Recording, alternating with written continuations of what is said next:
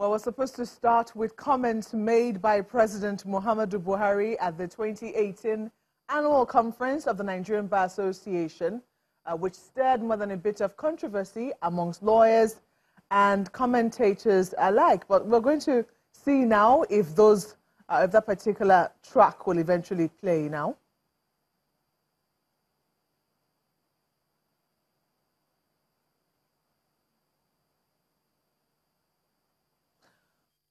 The President had said then in that particular comment, which sadly is not, we're not able to play to you right now. As soon as we're able to, we definitely will play that particular track. He said that the rule of law should be subject to national security.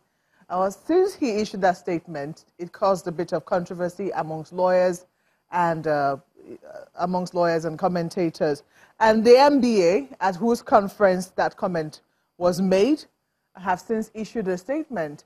They said they completely rejected the presidential statement subordinating the rule of law to national security. They issued a communique at the end of their conference stating that the rule of law is central to democracy, and any national security concerns by the government must be managed within the perimeters and parameters of the rule of law. They also say that the court has exclusive duty under a democratic dispensation to interpret the Constitution and other laws.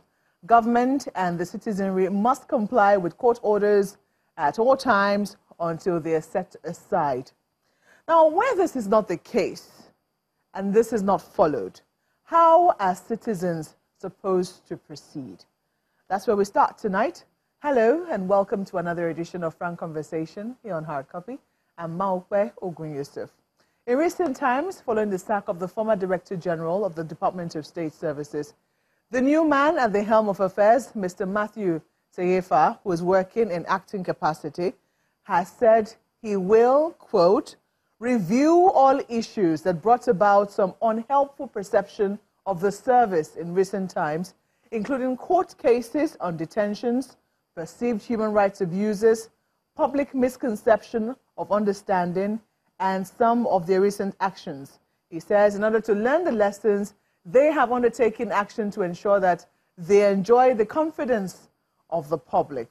Now, since that statement was made, we've seen a number of persons hitherto held by the DSS released. Prominent amongst them is Jones Abiri, a journalist who was held for 2 years without trial on the allegation that he's a militant responsible for pipeline vandalism and blackmail. He's in court now seeking recompense and also facing trial over these allegations. Now, while we await the outcome of the court matter, I have with me in the studio tonight two gentlemen. One of them is Mr. Daniel Ezekiel, who was held in the custody of the DSS for 1 year and 3 months over allegations of being a spokesperson for a militant Niger Delta group. You're welcome to the program, Daniel. We also have with us Peter Nkanga, an investigative journalist and press freedom advocate. You're also welcome to the program, Peter. Thank you for having me. Let me start with that, the comment of the president. Sadly, we're not able to play that right now, but as soon as we're able to, I guess we'll, play that for our audience to evaluate. But I'm sure you must have heard those comments because they were reported very widely, and we also saw the controversy that followed shortly after. What did you make of the president's comment? Did you think that there were cases where, indeed, especially since he was talking about the Supreme Court judgment, indeed, national security should supersede the rule of law?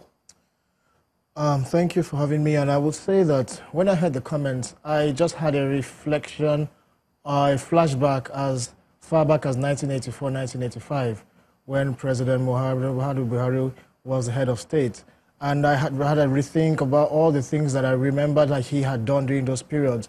And it was categorical of him to have said what he said, because then, under the military, when he was the head of state, a lot of actions he took, which habits, what I said, national security, were actually a total repression of fundamental rights. Well, as some people will say, I mean, I really don't want to go back there, because he made those comments outside the context of his, previous role. He made the comments backed up with a Supreme Court judgment, which is true. I did have in the studio here with me Mr. Festus Keyamo, who told us that it was when he went to court over, trying to remember his name now, Dokubo, Asari Dokubo, yeah, detention of Asari Dokubo. The Supreme Court did tell him that, there are matters where, you know, the rule of law will have to step down and national security will take prominence. And the president did say that we have to have a secure country first before we can begin to talk about the rule of law. I mean, isn't that true? Very true. You have to have a secure country. Yet, why I made reference to his past is because whether we like it or not, the antecedents that he has had is what is playing out today. Now, let's bring it back to when he made this statement at the NBA conference.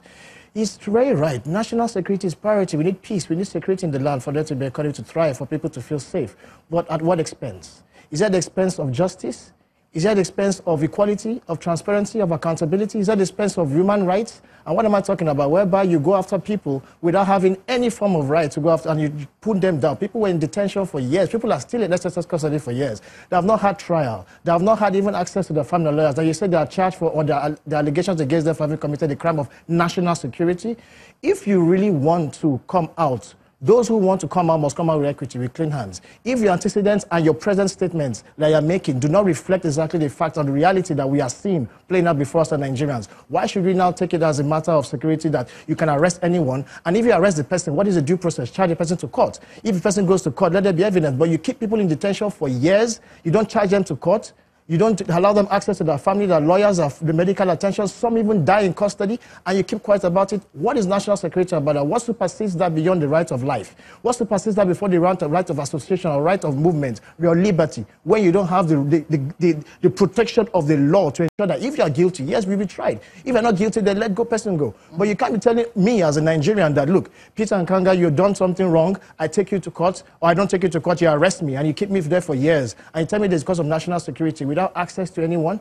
I think that is not what we define as a national security. One other thing is even much more important than that national security is public interest. You go after people and say it's national security, but yet what about the interest of the public to know that that information the person is going after deserves to be told? That happened to several journalists, Samuel Gundepes, Joseph Biri, and even Daniel Ezekiel that is here as well. You can tell you about his story. He was there for over a year, and allegations that he was a Delta militant, but no access.